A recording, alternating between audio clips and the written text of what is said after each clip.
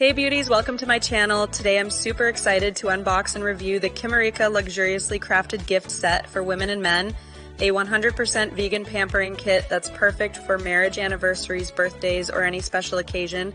It's marketed as a spa-like treat with premium packaging and skin-loving ingredients, so let's see if it's as luxurious as it claims. First up, the packaging. It's absolutely stunning.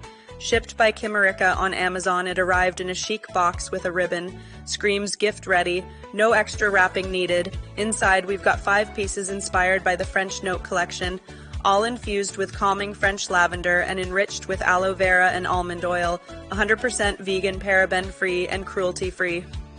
Starting with the shower gel, 100 ml. I used it this morning and it lathers beautifully. The lavender scent is fresh and relaxing. Left my skin clean without dryness, a total mood lifter. Next, the body lotion, also 100 ml. It's lightweight and non-greasy. I applied it post-shower and my skin felt soft and hydrated all day, absorbs fast and smells divine. The bath salt, 100 grams, is a gem. I sprinkled it in my tub and it dissolved into a soothing soak, perfect for unwinding after a long day. Lavender vibes all the way.